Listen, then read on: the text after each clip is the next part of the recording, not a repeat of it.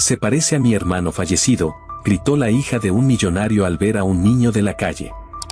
Minutos después, la verdad salió a la luz. En las calles donde la miseria se mezcla con el olor a aceite rancio y humo, una mirada puede atravesar el alma más que cualquier cuchillo. Y esa tarde Valentina sintió como un par de ojos la arrancaban de su mundo perfecto para dejarla suspendida en un vacío inquietante. Valentina Santamaría, con 28 años recién cumplidos, tenía la reputación de ser una artista de talento precoz, pero también la carga de ser la única hija del empresario más temido y respetado de la ciudad, Eduardo Santamaría. La vida le había dado comodidades que pocos podían imaginar, pero con ellas también le había arrebatado algo que nunca volvió, su hermano Sebastián, muerto, según le dijeron, en un incendio cuando ella tenía apenas 18 años. A pesar del tiempo, la herida seguía abierta, y en sus noches más silenciosas, Valentina aún soñaba con él, con su risa, con la forma en que le despeinaba el cabello y le decía que no tuviera miedo de nada. Aquella tarde, buscaba inspiración en el lugar donde menos pensarían encontrarla. Caminaba sola por un barrio donde las fachadas eran una mezcla de ladrillo húmedo y pintura descascarada, donde los niños jugaban con pelotas hechas de trapos y las mujeres gritaban precios de frutas sobre mesas tambaleantes. No llevaba escoltas, contra las órdenes de su padre. Vestía ropa sencilla, como intentando borrar las líneas que la separaban de aquella realidad, pero su porte y su mirada limpia la delataban. Fue entonces cuando lo vio. Entre un grupo de pequeños que correteaban bajo una llovizna ligera, uno en particular se detuvo y la miró. Un niño de unos 10 años, con la piel tostada por el sol, el cabello revuelto y los pies desnudos sobre el pavimento húmedo. Tenía la ropa desgarrada, el cuello marcado por suciedad y una cicatriz leve en la ceja derecha. No era solo la forma de sus facciones lo que paralizó a Valentina, sino la intensidad de sus ojos. Esos ojos. El corazón le dio un salto tan brusco que sintió que el aire se le iba. Era imposible, y aún así, era idéntico a Sebastián. El niño no sonrió. No mostró miedo, tampoco curiosidad. Solo la miró, fijo, como si reconociera algo en ella y no estuviera seguro de si debía acercarse o correr. Valentina, sin apartar la vista, dio un paso hacia él. Hola, su voz fue suave, casi un susurro. ¿Cuál es tu nombre? El niño no respondió. Movió los pies hacia atrás, tensando el cuerpo como un animal listo para escapar. Espera, no voy a hacerte daño, insistió ella, notando cómo la lluvia le empapaba el cabello y resbalaba por su rostro. Solo quiero hablar contigo. El chico giró y echó a correr entre los puestos de frutas y los callejones, perdiéndose en cuestión de segundos. Valentina quedó inmóvil, con la respiración acelerada y un frío extraño subiéndole por la espalda.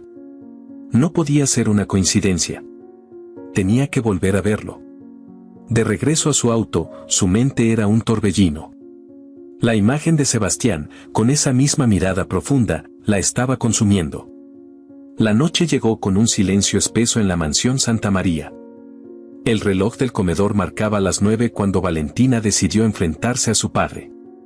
Eduardo estaba revisando documentos, con una copa de whisky a un lado y su expresión severa como siempre. Papá, comenzó ella, con voz temblorosa.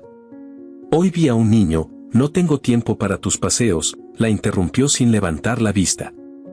Escúchame, por favor. Era igual que Sebastián. Tenía sus mismos ojos, no era una coincidencia. Eduardo levantó la mirada lentamente, y lo que Valentina vio no fue sorpresa, sino una sombra de molestia. Tu hermano está muerto. Lo que viste fue un espejismo. Olvídalo. No puedo olvidarlo. Era él, he dicho que lo olvides. La voz de Eduardo se elevó, resonando contra las paredes del comedor. No vuelvas a ese lugar. ¿Por qué? ¿Qué hay allí que no quieres que vea? Eduardo bebió un sorbo largo antes de responder, con un tono frío que heló a Valentina. Ese barrio no es para ti. La gente ahí sobrevive de formas que no entenderías. No vuelvas. No quiero que lo repita. Valentina apretó los puños, sintiendo la rabia hervir bajo su piel. No era solo la prohibición, sino el modo en que su padre había cerrado el tema, como si ocultara algo. Cuando se levantó de la mesa, Eduardo la miró con una dureza que no necesitaba palabras para ser entendida. En su habitación, Valentina se dejó caer en la cama. No podía dejar de ver esos ojos. Niños como ese había muchos en la ciudad, pero con la misma cicatriz, la misma intensidad en la mirada. No. Su corazón le decía que había algo más. Y aunque eso implicara enfrentarse al hombre que había controlado su vida desde siempre, estaba decidida a averiguar la verdad. Afuera, la lluvia no cesaba, y en algún rincón de la ciudad, un niño dormía sobre una manta vieja, abrazando un collar que llevaba un escudo familiar que ella conocía demasiado bien. Y en la oscuridad, alguien más sabía que Valentina había visto más de lo que debía. Esa noche, mientras la lluvia golpeaba contra los ventanales de la mansión, un auto negro permanecía estacionado a varios metros de la entrada, con el motor apagado. Dentro, un hombre fumaba en silencio, observando cada luz que se apagaba en la casa. Llevaba un teléfono en la mano y, tras unos segundos de espera, marcó un número. Su voz era áspera, casi un susurro ahogado. Ella lo vio, y lo reconoció. Al otro lado de la línea, una respiración pausada respondió: «Ocúpate de que no vuelva a acercarse. Y que el niño no hable». A la mañana siguiente, Valentina apenas probó bocado en el desayuno. Eduardo no estaba en casa, y la ausencia le permitió respirar con un poco más de calma. Decidió que no podía esperar más. Se vistió con ropa sencilla, recogió su cabello en una coleta y tomó una mochila con algo de comida y botellas de agua. Mientras conducía hacia el barrio, sentía como una mezcla de ansiedad y determinación le apretaba el pecho. El lugar la recibió con el mismo caos de voces y colores. Vendedores pregonaban frutas y ropa usada, los niños corrían esquivando charcos, y en el aire flotaba ese olor a mezcla de aceite frito y humedad. Caminó despacio, atenta a cada rostro, hasta que lo vio a lo lejos. El niño estaba sentado sobre un bloque de cemento, observando cómo otros jugaban a lanzarse una pelota hecha de bolsas y cinta adhesiva. Su mirada, como el día anterior, estaba fija en ella. Valentina se acercó con cautela, agachándose un poco para quedar a su altura. «Hola otra vez», dijo con voz suave. El niño no contestó. Solo apretó contra su pecho un pequeño trozo de tela que parecía una manta vieja. «Traje algo para ti», añadió ella, abriendo la mochila y sacando una bolsa con pan y un termo con chocolate caliente. «Está caliente, puedes tomarlo». Él dudó, mirándola de reojo, hasta que una voz femenina interrumpió. «¿Quién es usted?», preguntó una mujer que se acercaba cojeando levemente. Era Lucía, una joven de unos 28 años, delgada hasta la fragilidad, con el cabello oscuro recogido de manera descuidada y una bufanda raída alrededor del cuello. Sus ojos transmitían cansancio, pero también una fuerza extraña, como quien ha aprendido a no temerle a la miseria. «Me llamo Valentina. Solo quería ayudar un poco», respondió ella, levantándose. Lucía la miró de arriba abajo, notando sus manos cuidadas y su postura erguida. «Aquí la ayuda se recibe, pero también se paga con confianza», dijo, y se acercó para tomar el termo. «¿Conoces a Matías?». Valentina negó con la cabeza. «No. Lo vi ayer y, bueno, pensé que podía traerle algo». Lucía suspiró y se volvió hacia el niño. «Matías, ¿quieres ir a jugar un rato?». Él asintió y se alejó sin dejar de mirar a Valentina. Lucía la condujo por un estrecho pasillo formado por paredes de chapa y ladrillo hasta un pequeño refugio improvisado. Dentro, varias colchonetas cubrían el suelo, y 3 niños dormían abrazados a muñecos de trapo. Una olla hervía lentamente sobre una cocina de gas. «Este es nuestro hogar», dijo Lucía, con una sonrisa apagada. «No es mucho, pero al menos es un techo cuando llueve». Valentina miró alrededor, sintiendo una punzada en el pecho. «¿Tú cuidas de todos ellos?». «Sí». «Aquí nadie pregunta de dónde vienes, solo si tienes hambre», respondió Lucía, sirviendo un poco de sopa en un cuenco. La frase quedó flotando en el aire, cargada de verdad y de resignación. Valentina se acercó a una de las paredes, donde un viejo calendario mostraba una fecha marcada con tinta roja. ¿Qué ocurre ese día?, preguntó. Lucía la miró por un instante y luego desvió la vista. Mi última cita en el hospital. Dicen que no hay mucho más que hacer. El silencio se hizo más denso. Valentina no necesitó preguntar más, la palidez de Lucía y la tos que intentaba disimular lo decían todo. Cuando Matías regresó, llevaba un pequeño colgante en la mano. Lo abrió y se lo mostró a Valentina. Dentro había un escudo grabado, uno que ella conocía bien. Era el mismo símbolo que adornaba la vajilla y las paredes de la mansión Santa María. Sintió un escalofrío. ¿Dónde encontraste esto?, preguntó, con la voz apenas audible. Me lo dio una señora, antes de irse para siempre, contestó él, sin mirarla a los ojos. Lucía intervino rápidamente. Ese collar lo tenía cuando lo encontré. Él no sabe nada de eso, ni necesita saberlo. Valentina guardó silencio, pero su mente no dejaba de girar. La cicatriz en la ceja, el colgante, la edad del niño, demasiadas piezas encajaban. ¿Desde cuándo vives aquí?, preguntó, intentando disimular su interés. Hace años, respondió Lucía. Matías apareció una noche, solo y asustado. Nunca habló de su familia, y yo nunca pregunté. Algunas verdades hacen más daño que la ignorancia. Valentina la miró fijamente. A veces, lo que no preguntamos nos persigue para siempre.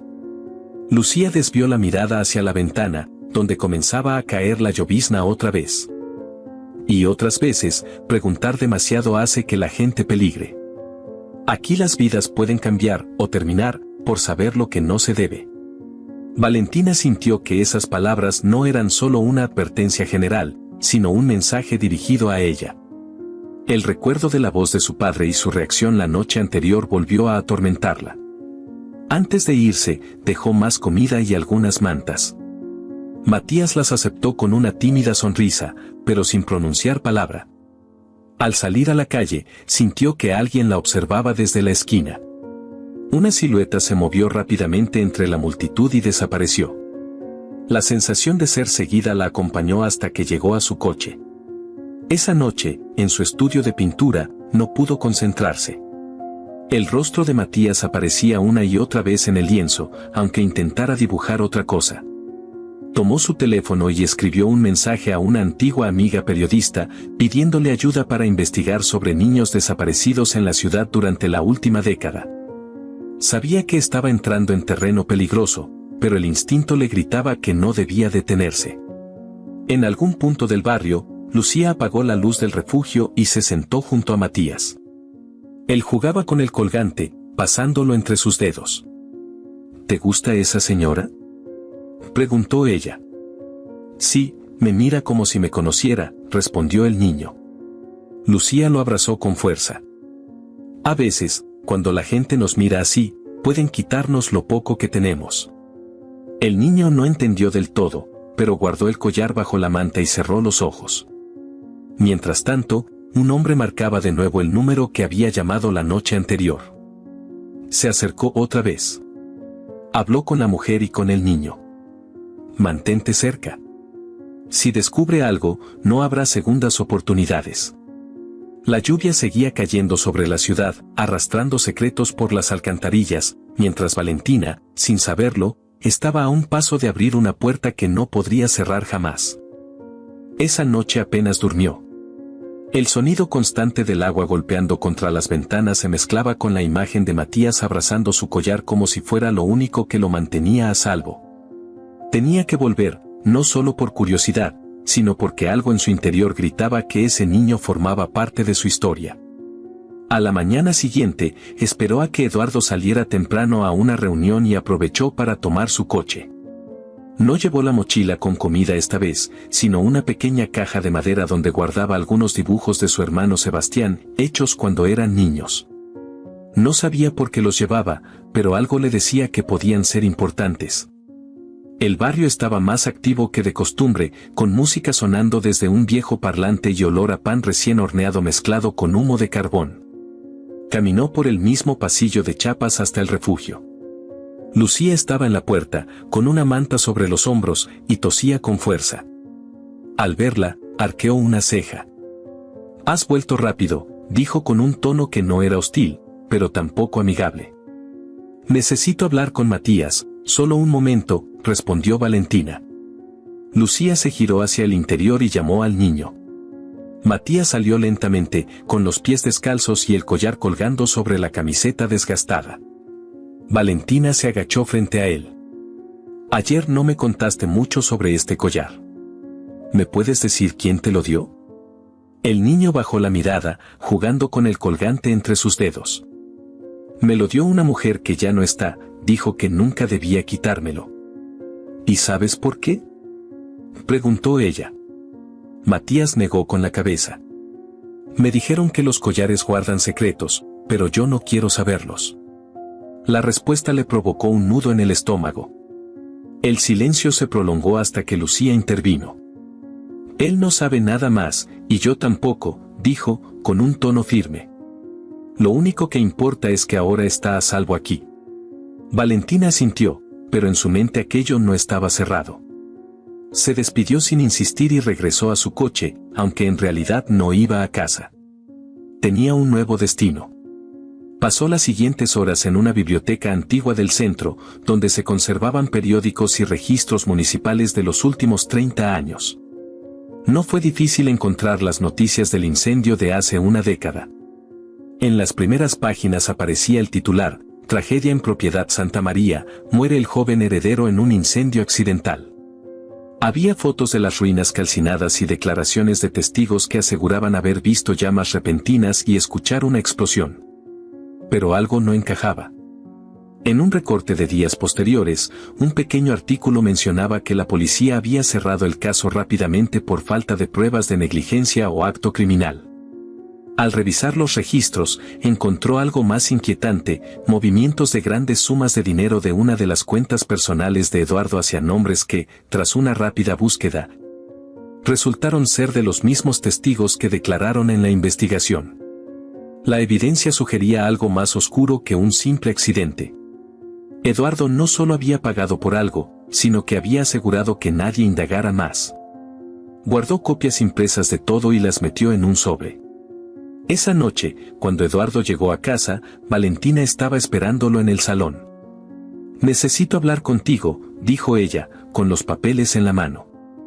«Si es sobre ese niño, ya te dije que olvides el asunto», respondió él, quitándose el abrigo. «No voy a olvidarlo. Encontré esto». Le entregó las copias.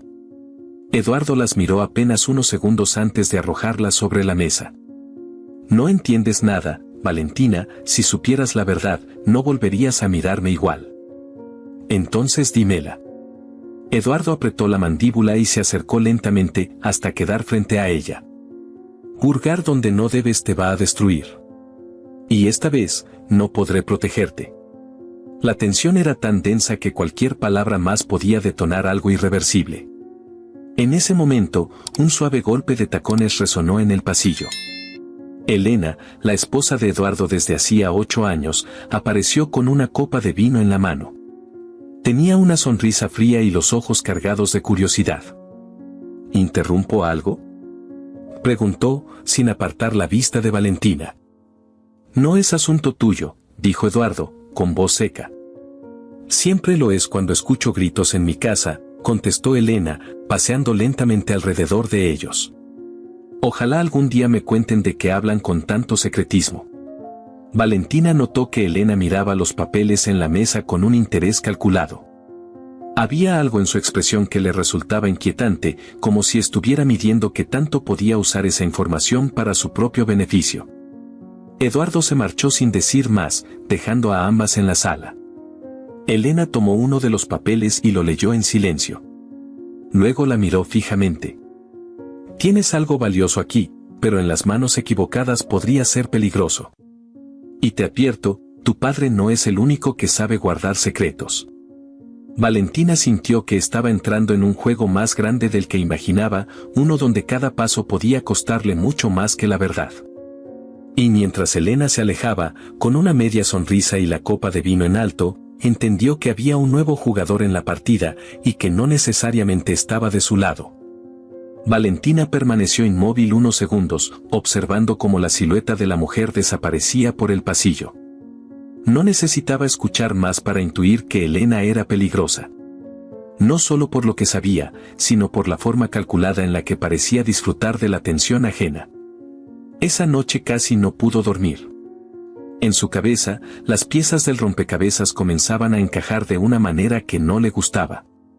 La curiosidad pudo más que el miedo, y al amanecer comenzó a buscar información sobre Elena.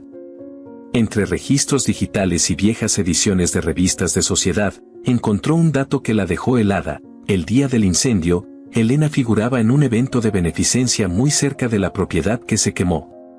Y menos de un año después, se casó con Eduardo. Aquello no podía ser casualidad.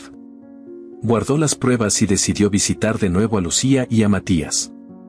El barrio estaba más húmedo de lo normal, con un olor a moho que se filtraba desde las paredes improvisadas. En el refugio, encontró a Lucía sentada en una silla de plástico, con la respiración agitada y un color grisáceo en el rostro. Matías estaba a su lado, sosteniendo un vaso de agua que parecía demasiado grande para sus manos. «No deberías estar aquí», susurró Lucía al verla, «pero me alegra que hayas venido». Valentina se acercó y le tocó la frente. Estaba ardiendo. «¿Tienes fiebre? Voy a llevarte al hospital». «No», Lucía negó con la cabeza. «No puedo dejar a los niños». «Yo me encargo de ellos», intervino Valentina, «pero ahora tú necesitas atención». Tras unos minutos de resistencia, Lucía aceptó.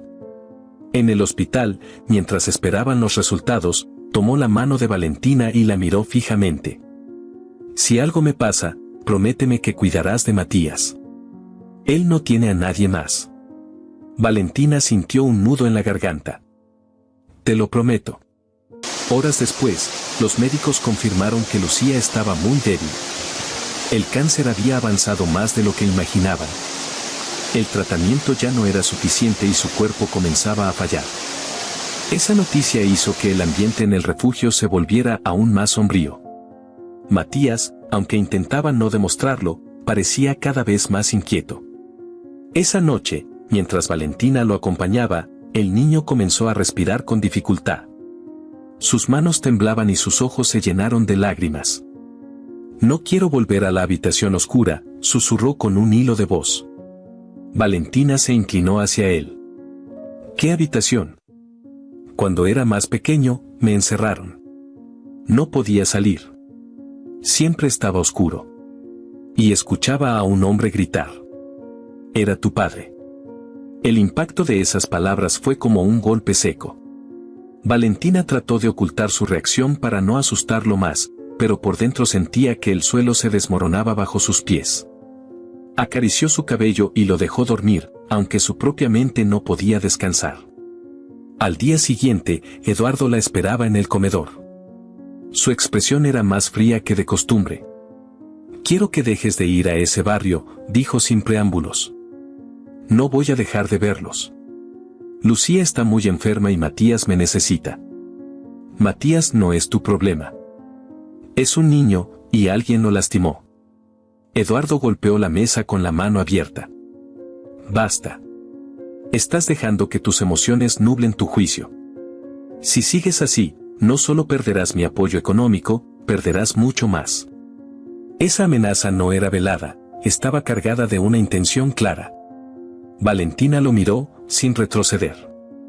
«Si eso significa que no debo callar lo que sé, entonces no me importa lo que pierda». Eduardo no respondió. Se levantó y se marchó, pero antes de salir lanzó una última mirada que parecía prometer consecuencias. En las horas siguientes, Valentina comenzó a notar movimientos extraños, llamadas que se cortaban, correos que no llegaban, mensajes bloqueados. Sus contactos más cercanos empezaron a evitarla, algunos con excusas poco creíbles. Era evidente que Eduardo estaba aislándola. En medio de esa soledad forzada, Elena reapareció como una sombra tentadora. La encontró en la biblioteca de la casa, hojeando un libro de fotografías antiguas. Te advertí que había secretos, dijo Elena sin levantar la vista. Ahora parece que estás empezando a comprenderlo. Sé que estuviste cerca el día del incendio, replicó Valentina. Y sé que te casaste con mi padre poco después. Elena sonrió apenas. El pasado es una moneda, en las manos adecuadas, puede comprarte libertad. En las equivocadas, puede costarte la vida. Valentina sintió que Elena no solo sabía más de lo que decía, sino que estaba dispuesta a usarlo para sus propios fines. Y lo peor era que, aunque le repugnara admitirlo, podría necesitarla para descubrir toda la verdad. La noche cayó sobre la ciudad con una calma engañosa. En el hospital, Lucía dormía conectada a suero, mientras Matías se acurrucaba en una silla junto a su cama. En la mansión, Eduardo observaba desde su estudio los movimientos de Valentina en las cámaras de seguridad que había hecho instalar. Y en algún lugar de las sombras, alguien más vigilaba, esperando el momento preciso para intervenir. Valentina comenzaba a entender que el verdadero enemigo no siempre estaba fuera, y que a veces compartía el mismo techo. Esa idea la acompañó toda la noche, creciendo como una sombra que no le permitía encontrar descanso. Las paredes de la mansión parecían más frías, como si guardaran murmullos y pasos que no quería escuchar. Se levantó antes del amanecer y, sin siquiera desayunar, salió rumbo al hospital para ver a Lucía y Matías. Algo en su pecho le decía que el tiempo se estaba acabando. Al llegar, el pasillo del área de oncología estaba en silencio, apenas interrumpido por el zumbido de las luces y el leve pitido de monitores cardíacos. Encontró a Lucía recostada en la cama, pálida y con la respiración pesada. Matías dormía hecho un ovillo en una silla, con el collar apretado en su puño. Cuando Valentina se acercó, Lucía abrió los ojos y la miró con una mezcla de alivio y urgencia. «Necesito hablar contigo, a solas», susurró. Valentina asintió y acarició el cabello de Matías para despertarlo suavemente. «Ve a la cafetería a tomar algo, te traeré enseguida», le dijo. El niño, aún somnoliento, salió de la habitación sin protestar. En cuanto la puerta se cerró, Lucía tomó la mano de Valentina con una fuerza que no parecía tener. «No hay mucho tiempo, quiero que me escuches bien. Ese niño, Matías, no es quien crees. Él es Sebastián». El corazón de Valentina se detuvo un segundo. «¿Qué estás diciendo?», preguntó, sintiendo cómo la voz le temblaba. «Yo lo saqué de la casa aquella noche. El incendio no fue un accidente, fue provocado. Él estaba en peligro, lo iban a desaparecer». Valentina sintió un frío recorrerle la piel. «¿Quién?». Lucía tragó saliva, sus ojos llenos de lágrimas. «Tu padre. Él necesitaba que Sebastián dejara de ser un problema. Había visto algo que no debía». «¿Qué fue lo que vio?». Lucía respiró con dificultad, como si cada palabra le costara. «Negocios, con niños, tráfico». Sebastián escuchó una conversación y preguntó demasiado. «Tu padre no podía arriesgarse». Valentina llevó una mano a su boca. La imagen de su padre, implacable y calculador, ahora adquiría un tinte mucho más oscuro. «¿Por qué no fuiste a la policía? ¿Crees que le habrían creído a una mujer como yo?», dijo Lucía, con una sonrisa amarga. «Tenía contactos, dinero, podía silenciar a cualquiera. Lo único que pude hacer fue huir con él y esconderlo. Le cambié el nombre, nunca le hablé de su pasado». Valentina apretó su mano. «Podemos protegerlo ahora, Lucía. No confíes en nadie. Ni siquiera en esa mujer. Elena. Ella sabe más de lo que aparenta. Y está de su lado». Lucía empezó a toser con fuerza, doblándose sobre la cama. Valentina pidió ayuda y una enfermera entró apresuradamente para administrarle oxígeno. Cuando la crisis se dio, Lucía volvió a mirarla, pero su voz ya era un susurro quebrado. «Prométeme que no lo dejarás solo». «Te lo prometo», respondió Valentina, con lágrimas en los ojos. Un pitido más fuerte sonó en el monitor. La enfermera pidió que Valentina saliera un momento, pero ella se negó a soltarle la mano. Lucía intentó sonreír, aunque sus labios apenas se movieron. Su respiración se volvió cada vez más débil hasta que se detuvo. El monitor emitió un sonido continuo. Valentina sintió que el mundo se desmoronaba. Un ruido en la puerta la hizo volverse. Matías estaba allí, con los ojos muy abiertos y el rostro desencajado. ¿Qué le pasó?, preguntó, con la voz quebrada. Valentina corrió hacia él y lo abrazó, pero él se quedó rígido. Escuché lo que dijo. ¿Es verdad? ¿Yo soy Sebastián? Valentina cerró los ojos con fuerza. No quería que él lo supiera así, no quería que esa revelación llegara en medio del dolor. Matías, ahora no. Dímelo, gritó él, empujándola. Las lágrimas le caían sin control. ¿Por qué no me lo dijiste? ¿Por qué me mintieron todos? El llanto del niño era desgarrador. Valentina trató de explicarle que Lucía solo quería protegerlo, pero él parecía no escucharla. Salió corriendo por el pasillo, ignorando los llamados de Valentina. En ese momento, mientras lo veía alejarse, supo que todo estaba a punto de volverse más peligroso. Elena y Eduardo no tardarían en enterarse de que Lucía había hablado. Y ahora, con Matías sabiendo la verdad, el riesgo era aún mayor. Valentina se quedó junto a la cama vacía de Lucía, sintiendo que la promesa que acababa de hacer era el compromiso más grande y peligroso de su vida. Afuera, la lluvia empezaba otra vez, como si la ciudad supiera que esa confesión había encendido una mecha que nadie podría apagar. Valentina salió del hospital con el corazón oprimido y la ropa empapada. Cada paso que daba por la acera parecía más pesado, no por el agua que le calaba hasta la piel, sino por la carga de la promesa que había hecho y por la mirada rota de Matías. Sabía que ya no había retorno, que su vida y la de él estaban en un punto donde cualquier movimiento en falso podía costarles todo. Esa misma noche, al llegar a la mansión, encontró a Eduardo esperándola en el salón principal, sentado en su sillón de cuero, con una copa de licor en la mano y una expresión que no mostraba enfado, sino algo más inquietante, una calma tensa, la de quien sabe que está a punto de actuar. «Has estado muy ocupada», dijo él, sin mirarla directamente. «No voy a esconderme», respondió Valentina, dejando su bolso sobre una mesa. «Sé la verdad. Sé lo que le hiciste a Sebastián». Eduardo soltó una breve carcajada, pero no había rastro de humor en ella. «La verdad», repitió con desdén. «La verdad depende de quien la cuente y de quien la escuche. La verdad no cambia, aunque intentes comprarla». «Yo puedo comprarlo todo, incluso tu credibilidad», dijo, girando hacia ella con una sonrisa helada.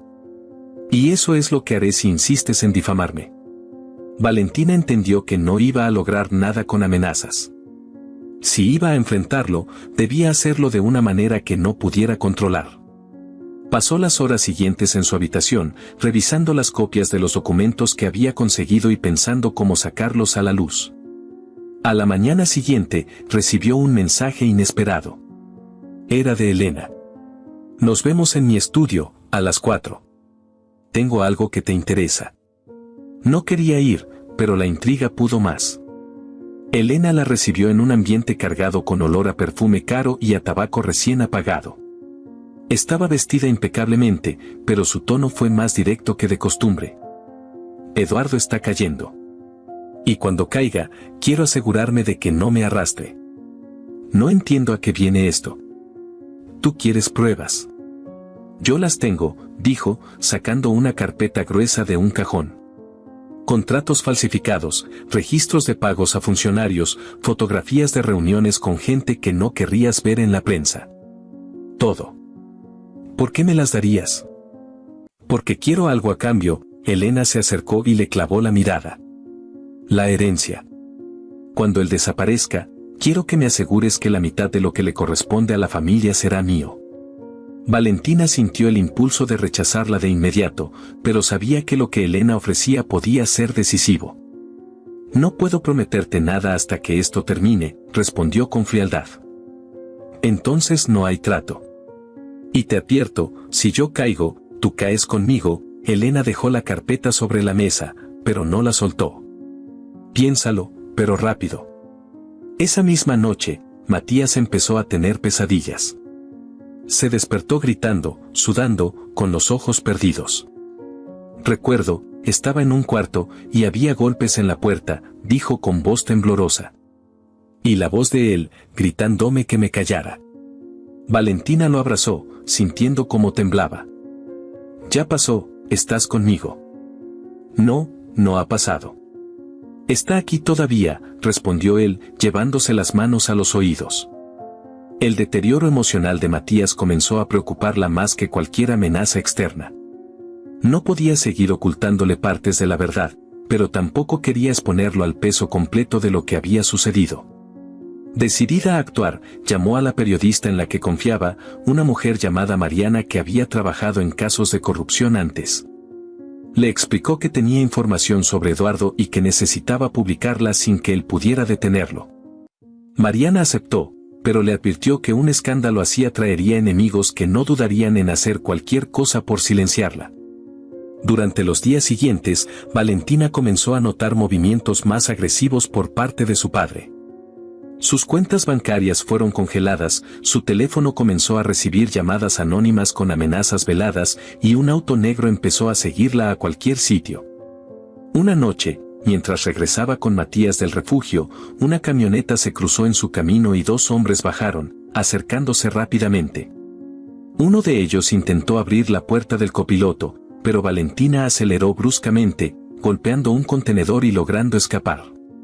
Matías lloraba, preguntando si iban a matarlos.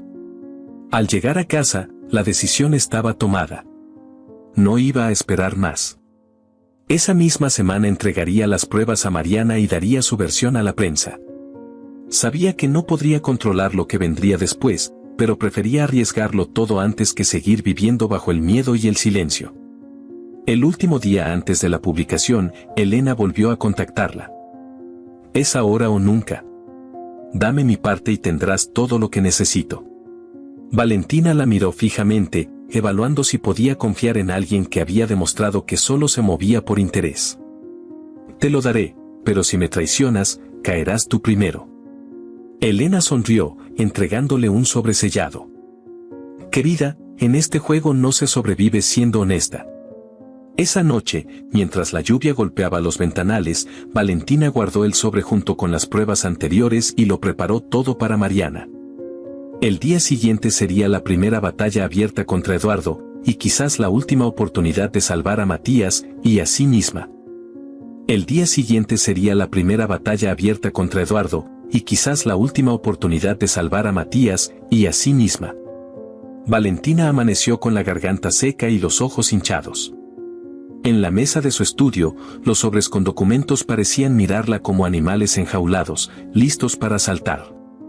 Mariana, la periodista, había confirmado la transmisión en directo a media tarde desde la sala principal del Museo Municipal, donde, irónicamente, Eduardo inauguraría una muestra de obras donadas por la familia. La sincronía no era casualidad. Valentina había pedido ese escenario no por espectáculo, sino porque allí, frente a cámaras y mecenas, la mentira ya no tendría dónde esconderse. A las 11 de la mañana, Matías se sentó en el suelo junto a la ventana y empezó a girar el colgante entre los dedos. Llevaba la misma camiseta gastada que Lucía había remendado 1000 veces. Valentina se arrodilló a su lado y le habló con cuidado, usando ese tono que había aprendido de la mujer que ahora faltaba. Vamos a ir a un sitio con mucha gente. No tienes que hablar si no quieres. Quiero que estés conmigo, solo eso. Él asintió, sin levantar la vista. Preguntó si estaría seguro. Ella apretó su mano y dijo que sí, aunque por dentro le quemaba la incertidumbre. Había contratado a 2 escoltas por su cuenta, no llevaba el apellido para comprar silencios, sino para blindar una vida pequeña que ahora valía más que su propio apellido. A mediodía, Elena se presentó sin aviso en el estudio, con gafas oscuras y gabardina a pesar de la primavera. Parecía disfrutar del dramatismo. Entregó una memoria USB y habló como quien coloca una pieza final en un tablero.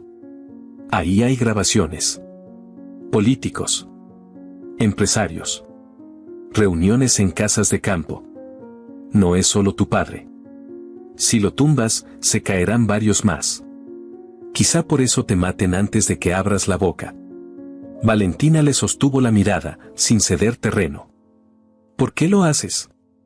Porque apuesto a ganar, respondió Elena, y se inclinó para susurrar, con una sonrisa torcida, y porque nadie gana apostando por hombres que envejecen rodeados de cadáveres metafóricos. Matías la observó desde el rincón, desconfiado. Elena le dedicó un gesto que quiso ser amable y solo consiguió parecer una mueca. Antes de salir, se detuvo en el marco de la puerta. Recuerda lo que acordamos, dijo, yo quiero mi parte. Y no me obligues a elegir bando en medio de las cámaras. Valentina no prometió nada. No iba a entregar el futuro de un niño a cambio de la comodidad de una mujer que había navegado demasiado bien en aguas sucias. Aún así, tomó la memoria y la guardó con las otras pruebas. Las tendría listas para Mariana y para el fiscal que aquella misma mañana había accedido a escucharla en cuanto el material saliera al aire. El museo hervía de voces cuando llegaron. Un piano soltaba notas brillantes y los camareros caminaban con bandejas llenas de copas. Eduardo saludaba con esa sonrisa perfectamente curvada que también vendía generosidad y poder. Varios concejales y un diputado regional se dejaron fotografiar a su lado, levantando copas que olían a vanidad. Valentina sintió náusea, pero la contuvo. Matías se pegó a su cintura, con la mirada perdida en el suelo. Los escoltas se colocaron discretamente cerca de las salidas. Mariana la esperaba en una sala lateral con un equipo de 3 personas y una cámara apuntando a un atril. La sala tenía un ventanal hacia el patio interior, por donde caía una luz blanca que hacía ver todo más nítido, como si la verdad supiera escoger su escenario. ¿Lista?, preguntó Mariana, midiendo la respiración de Valentina. No del todo, respondió ella, y aún así colocó delante de la periodista los sobres, la memoria, las copias impresas, una fotografía de la cicatriz en la ceja de Matías junto a una foto antigua de Sebastián. Nadie dijo la palabra prueba en voz alta, pero el aire comenzó a oler a esa palabra. Eduardo inició su discurso en el auditorio principal poco después. Habló de cultura, responsabilidad, amor por la ciudad. Nombró a su esposa y agradeció su apoyo incondicional. Elena sonrió como si le hubieran entregado una joya. Entonces Mariana recibió un mensaje, ya estaban conectados con la red de medios locales y una plataforma nacional que daría réplica. El equipo asintió sin festejos. El suelo temblaba y había que caminar. Valentina pidió 2 minutos a solas con Matías antes de salir. Se agachó a su altura. Puede que escuchemos cosas feas. Quiero que me mires y recuerdes que lo que escuche sobre ti no cambia quién eres conmigo. Eres un niño al que quiero proteger. Eres mi hermano, aunque te cueste creerlo ahora. Matías tragó saliva. Preguntó si el hombre del que todos hablaban iría a por ellos. Valentina respondió que sí, que era probable, y que por eso tenían que hablar antes que él. Entró al auditorio cuando Eduardo estaba a punto de cerrar su discurso. Varios flashes apuntaron hacia ella. Caminó hasta el escenario y, sin pedir permiso, tomó el micrófono auxiliar. La audiencia murmuró, algunos reconocieron su rostro de entrevistas y galas, otros solo vieron a una mujer atravesando un salón que no la esperaba.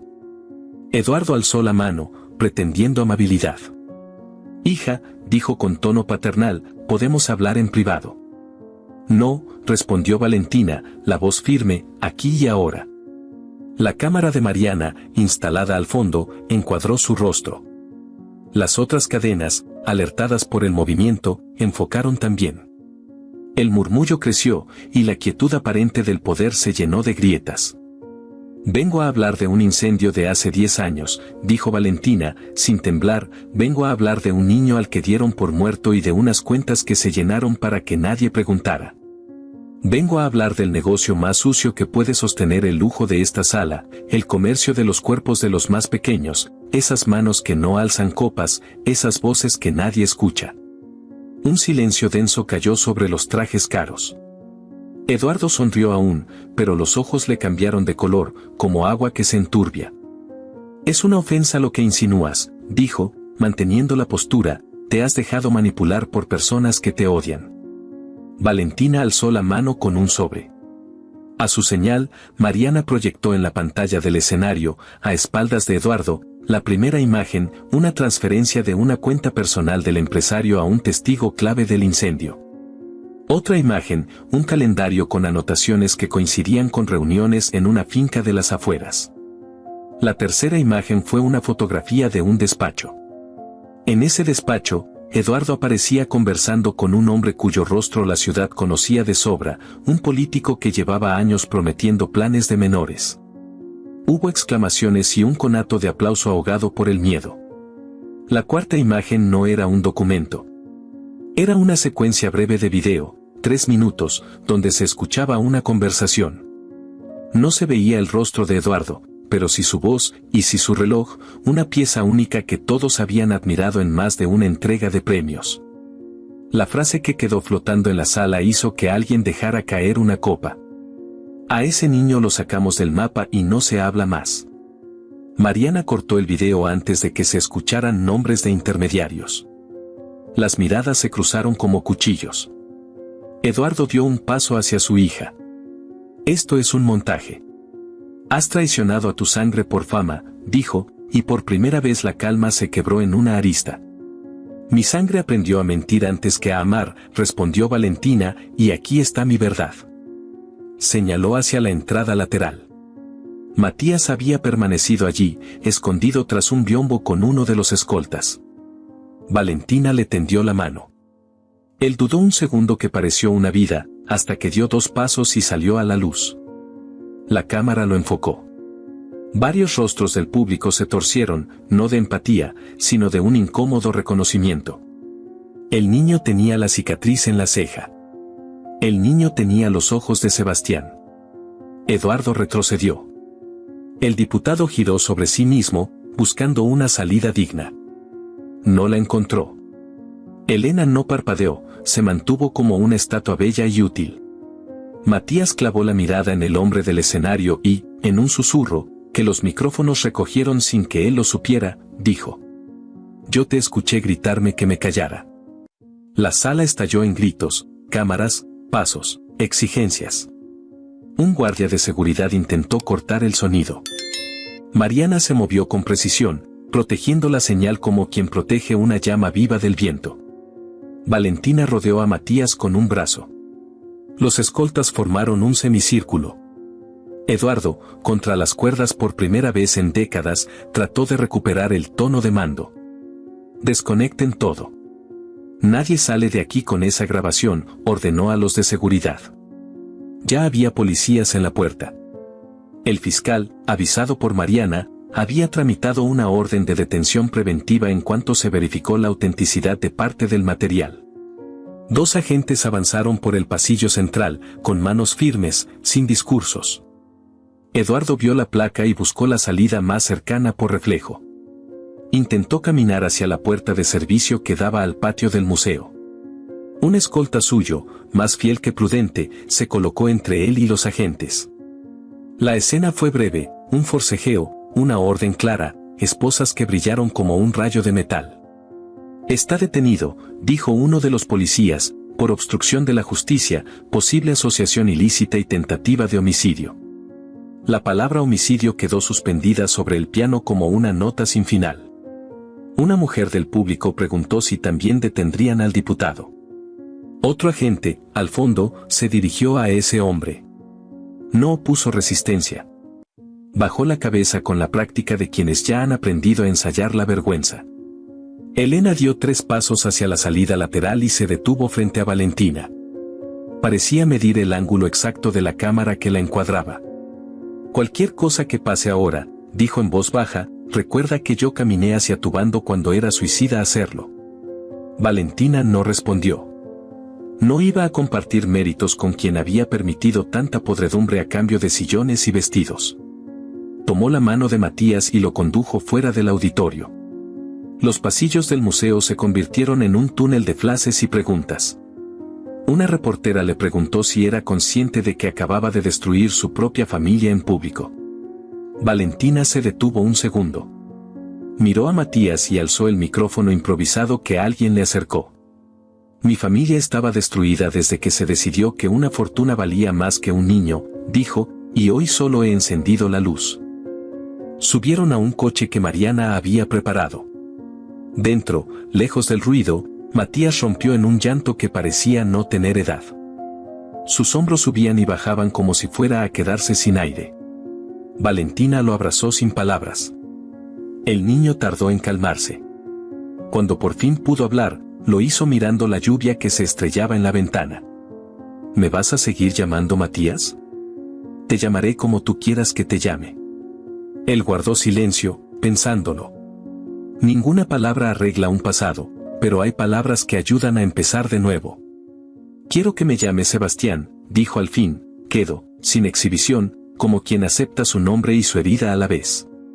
Valentina cerró los ojos, y el alivio fue tan hondo que la dejó temblando.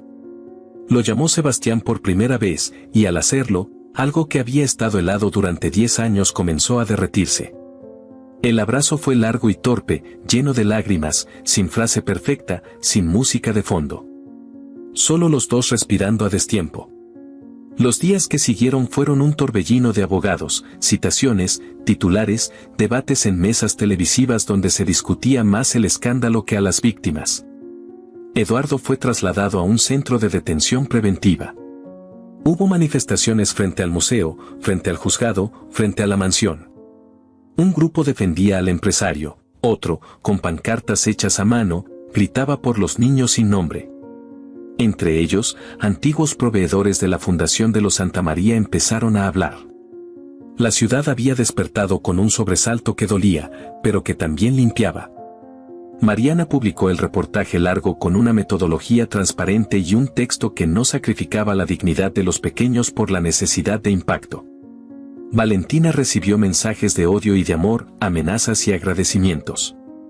No se mudó de ciudad. Decidió quedarse, no por orgullo, sino porque huir sería regalarle a Eduardo una victoria simbólica que no merecía.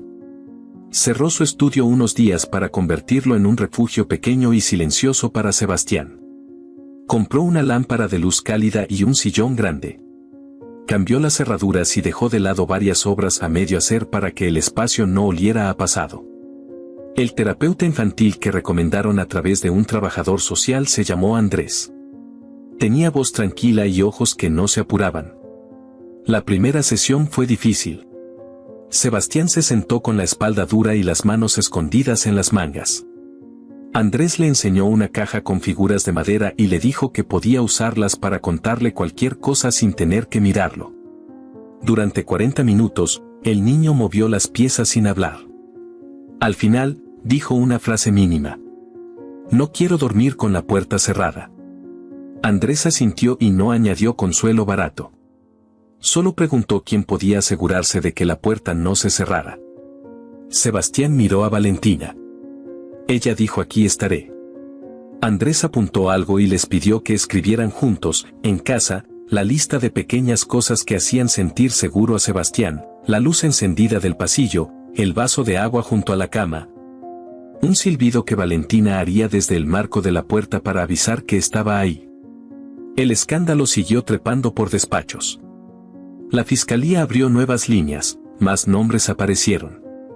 Algunos de los sospechosos intentaron negociar. Otros escondieron la cabeza. La ciudad, por primera vez en mucho tiempo, pronunció la palabra tráfico sin mirar hacia la pantalla de una serie, sino hacia su plaza principal. Los programas del corazón intentaron invitar a Valentina. Ella dijo que no.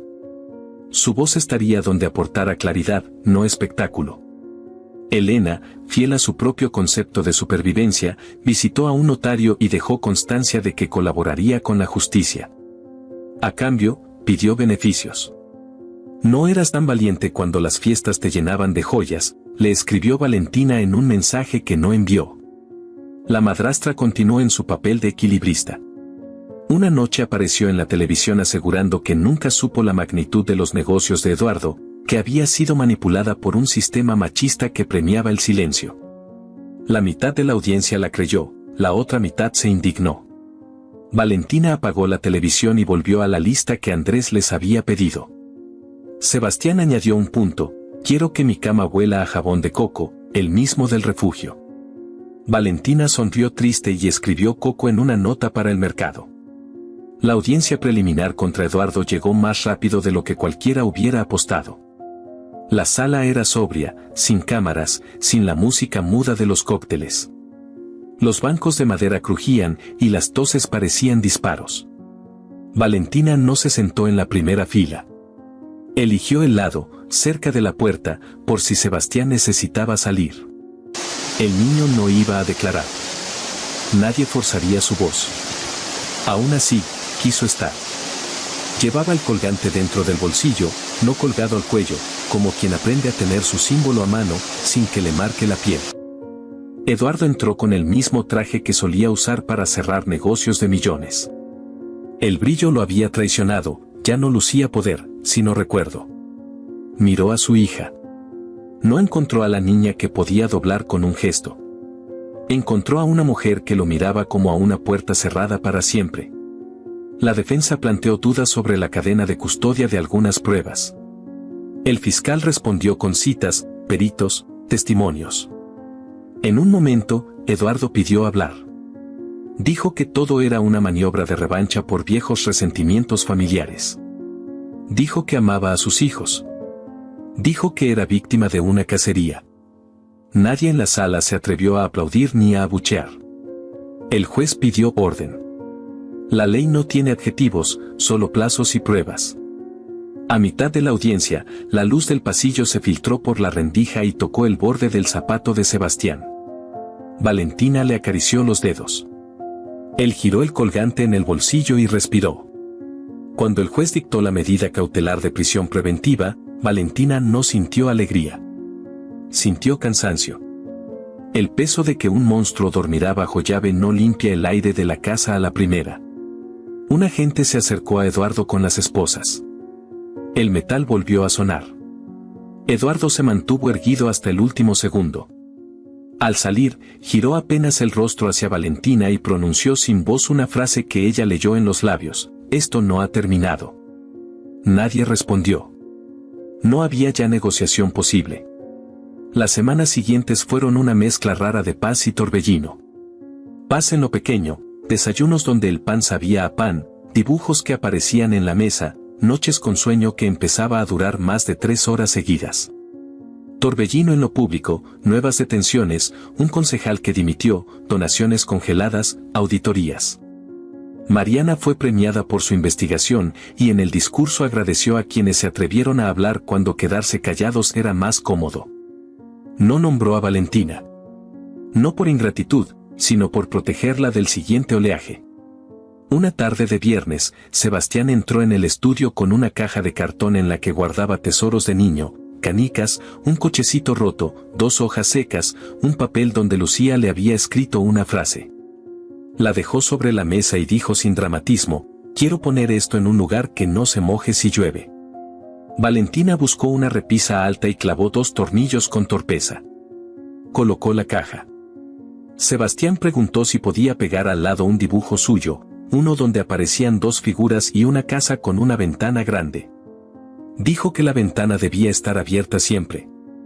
Valentina prometió que así sería. Él colocó el dibujo con cinta y dio un paso atrás para verlo. Sus ojos no eran los del niño que miraba con miedo desde la esquina. Eran los de un chico que estaba ensayando la calma. Volvieron a la terapia cada semana.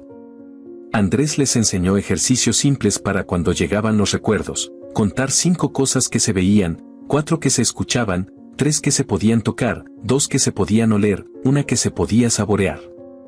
Sebastián al principio se enfadaba con los juegos. Luego empezó a pedirlos.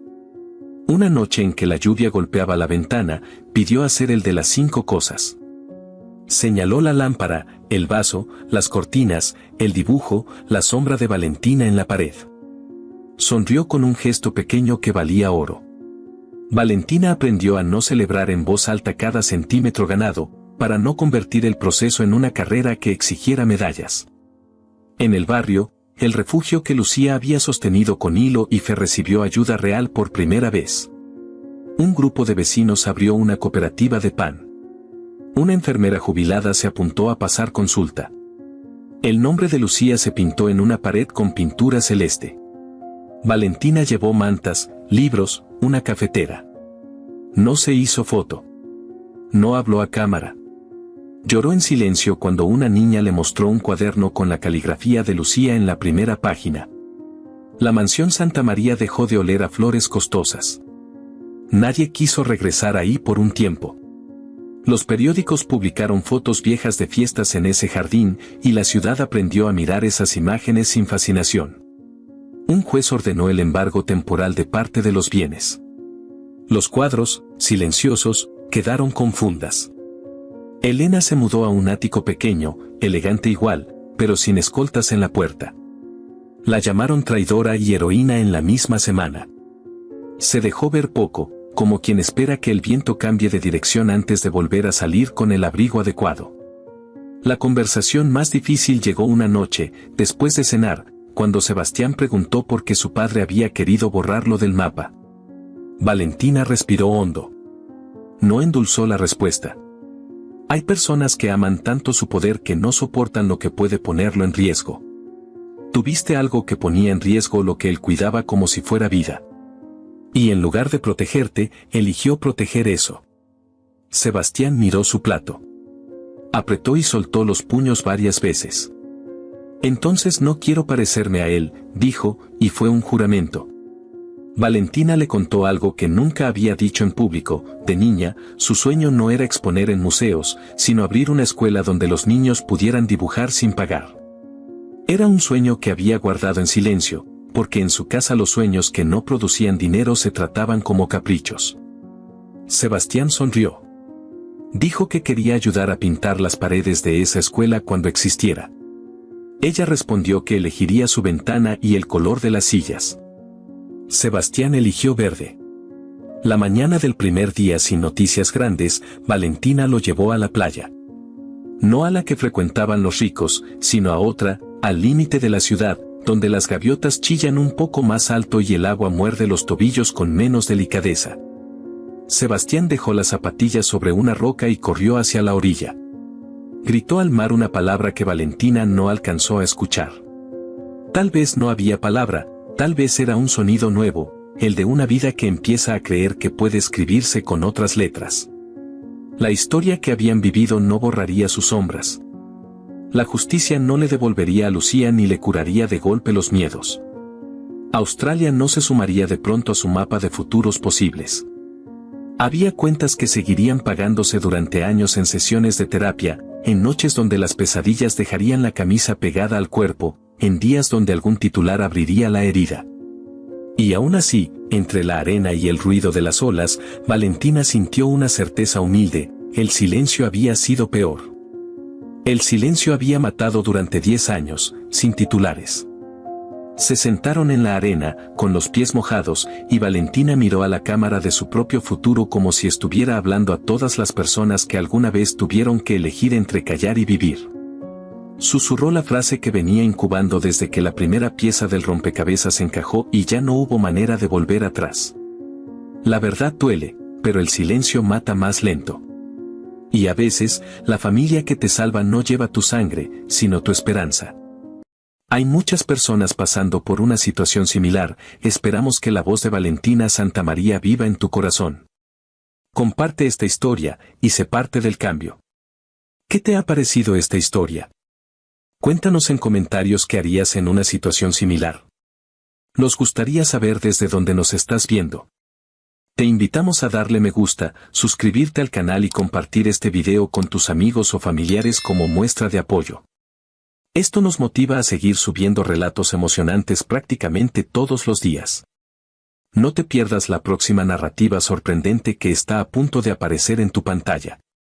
Valoramos enormemente tenerte aquí con nosotros. Puedes hacer clic en los enlaces que están apareciendo en tu pantalla en este momento.